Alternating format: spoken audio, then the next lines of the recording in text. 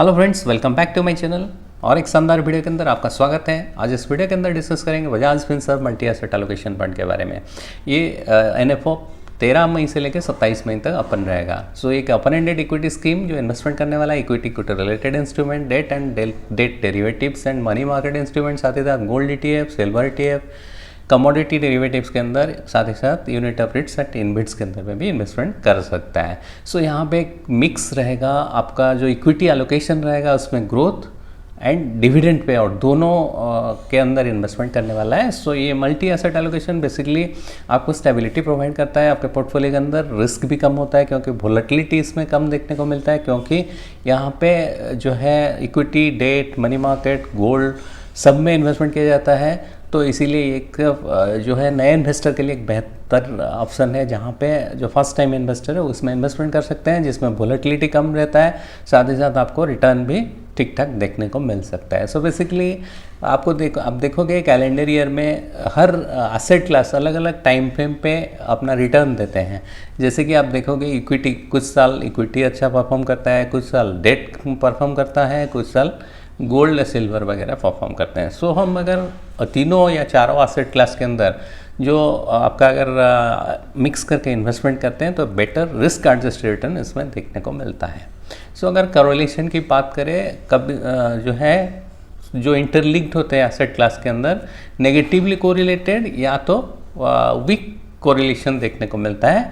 तो ये एक बेहतर ऑप्शन रहता है। जो रिस्क कम लेना चाहते हैं हमारे पोर्टफोलियो के अंदर, उनके लिए एक बेहतर ऑप्शन है, क्योंकि इसमें लो कोरिलेशन या वीक कोरिलेशन होता है डिफरेंट एसेट क्लास के अंदर। सो अगर हम बात करें एलोकेशन की, Bajaj Finserv multi asset allocation fund जो है, इसमें इक्विटी में 35 to 80% तक एलोकेशन देखने को मिल सकता है। इसमें बहुत डिविडेंड रहेगा, साथ ही साथ ग्रोथ दोनों में इन्वेस्टमेंट किया जाएगा। और साथ ही साथ फिक्स्ड इनकम में 10 to 55% तक, कमोडिटी में 10 to 55% तक एलोकेशन किया जा सकता है, जिसमें गोल्ड ETF रहेगा, सिल्वर ETF भी रह सकता है। और साथ ही साथ इसमें रीट और इनबिट्स के अंदर जो बेसिकली रियल स्टेट में काम करता है, रियल स्टेट रिलेटेड स्टॉक के अंदर इन्वेस्टमेंट करता है, उसमें भी आपको 0 to 10% तक एलोकेशन देखने को मिल सकता है।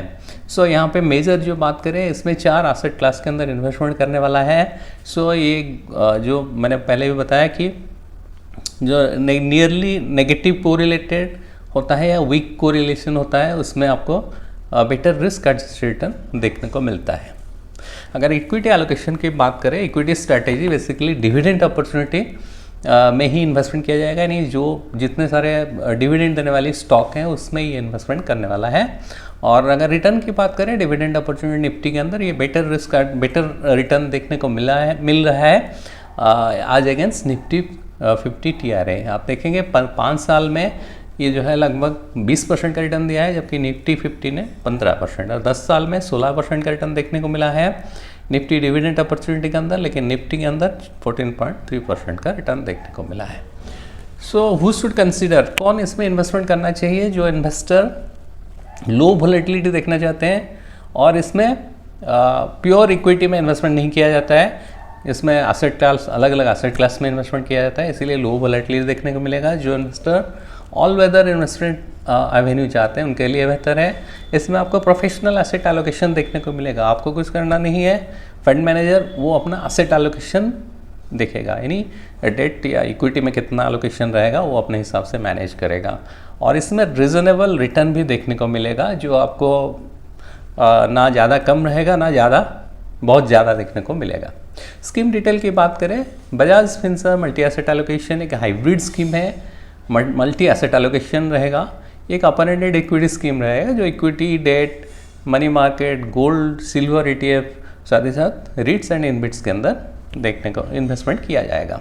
सो बेसिकली इसमें रिस्क जो है वेरी हाई होने वाला है, और इसका जो बेंचमार्क है 65 Nifty 50 TRA plus 25 Nifty short duration debt plus 10% domestic prices of gold, इसका जो है बेंचमार्क रहेगा।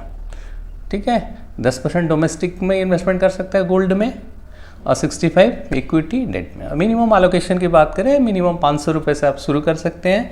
इसमें SIP अमाउंट भी 500 रुपये से आप शुरू कर सकते हैं। फंड मैनेजर मिस्टर निमेश चंदन है, जिनको लगभग 22 साल का एक्सपीरियंस है, वो कुछ बहुत सारे जो है म्यूचुअल फंड कंपनियों के अंदर काम किया है। और इसमें जो है लोड्स की बात करें, 1 साल के अंदर एग्जिट करते हैं तो आपको 1% का एग्जिट लोड लगेगा। सो ये रिस्क की बात करें, प्रोडक्ट जो सूटेबल है, जो लॉन्ग टर्म में इनकम जनरेशन चाहते हैं उनके लिए बेहतर है।